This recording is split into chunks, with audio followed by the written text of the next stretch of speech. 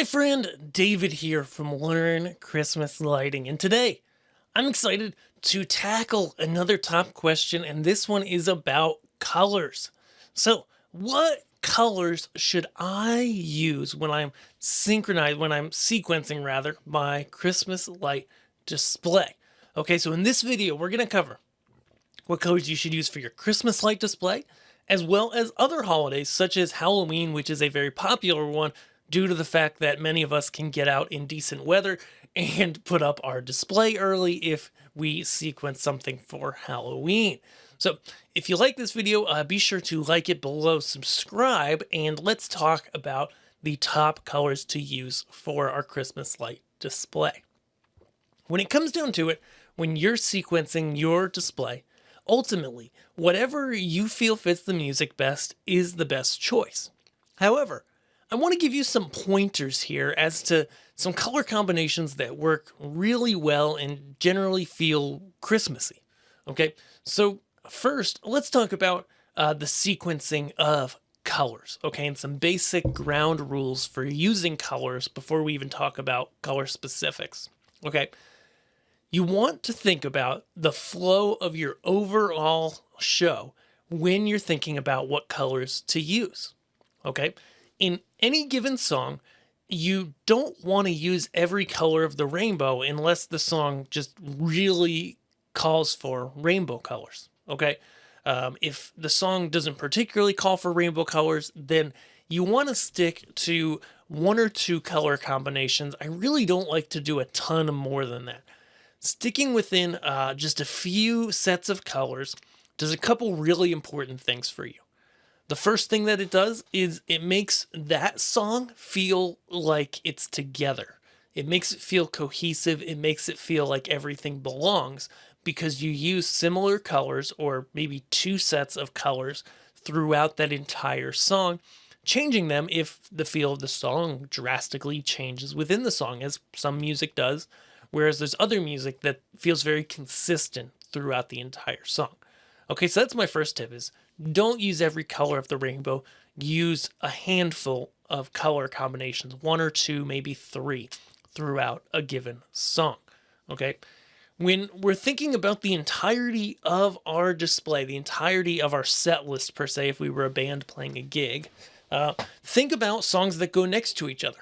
Okay, do your best not to use the same colors two songs in a row. Why? It just kind of tires people's focus out. They lose attention easier. It just generally doesn't look as good as if you have two songs that you want to use the same color for. You want to separate them so that there's a little space between them. Okay. And so then we talk about, okay, now that we've got the ground rules laid, how do we find good color combinations? Well, when it comes to Christmas lighting, when people think of Christmas, the first color combination people think of is red and green, right? And so I just want to pull up, actually, I'm just going to pull up a quick new sequence here and show you what red and green looks like, okay? So red and green's not my favorite. Like, say I take my all group here and I just put this lines on it and I make it red and green, okay? If you kind of blur your eyes and you look at that and you kind of defocus for a second, this is a good way to see how colors work together. What you're going to see is, well, brown, okay? Red and green is the de facto Christmas colors, but when you use them directly together and they're right next to each other in your show, they kind of make things look ugly, okay? They don't look amazing together. And that's one of those things that can be difficult in a display, right? You might have a really Christmassy song. You want to use red and green. I'm a big advocate of red and white instead. Candy cane colors, okay? Feels Christmassy, but as you can probably see when I just switch between the two, looks so much better than red and green, okay? If you do want to use something like red and green colors that don't go amazingly together, then what I would do is I would go ahead and just separate them visually. Okay, So maybe I've got these snowflakes, and maybe I just do a small amount of green. So I've got that snowflake, and then I bring in my matrices and we make them red. And then I bring in my windows. No, not my windows. And maybe I take my roof line, okay? And I make that red, and then maybe my windows get to be green. So I basically kind of clump together the green, I clump the red together, and I leave a little bit of separation visually between the two. It's still not my favorite look, but it's better than it was, okay? So red and yellow is definitely my go-to over red and green. I also like with Christmas to use a lot of blue, okay? So blue looks great with white, that feels snowy. It looks great with red, though it can feel a little political here in the US. It even can look good with green, okay? I also like the secondary colors, okay? So anytime you're working with colors, there's, the color wheel. You might be familiar with this. I studied this a lot when I was in art class in school. And what this basically says is colors opposite of each other tend to look good together. Now, there's some caveats with that, especially when working with light, because when we're working with light, visually colors seem to tend to blend together. And so colors that are opposites, even blue and yellow can seem a little murky together. Again, red and green is one of those. And again, it can get murky and kind of ugly.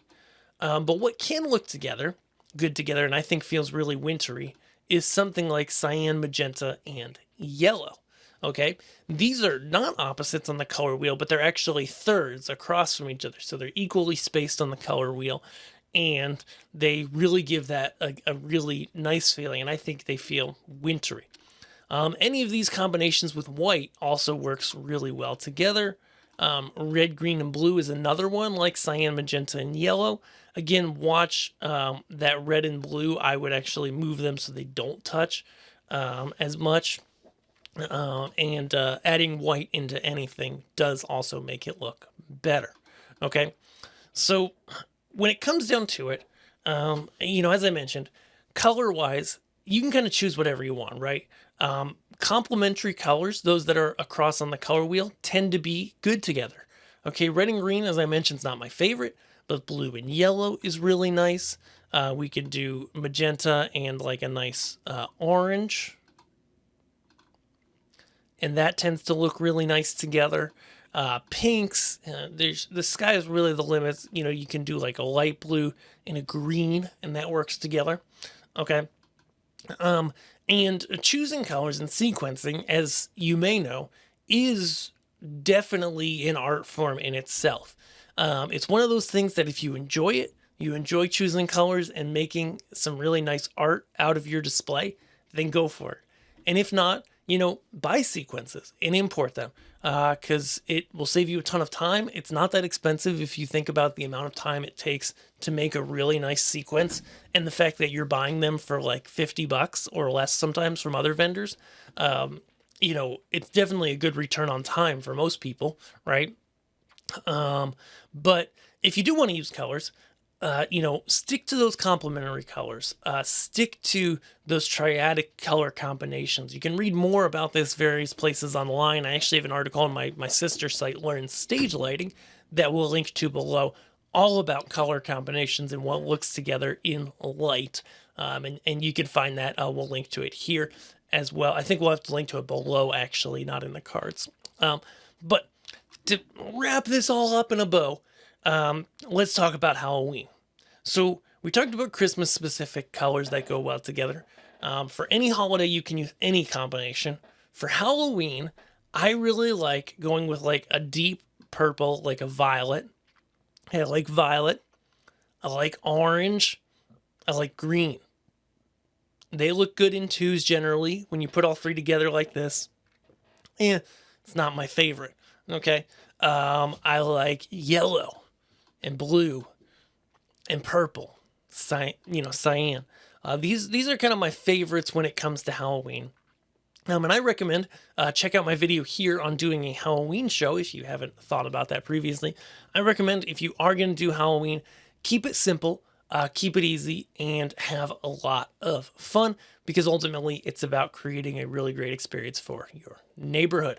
With that, guys, that's a wrap on this video. But if you liked it and you're new to Christmas lighting, check out my free guide with 3 things you need to know before you create any Christmas light display over at learnchristmaslighting.com, and check out this video. It's been picked just for you to watch next. We'll see you guys there.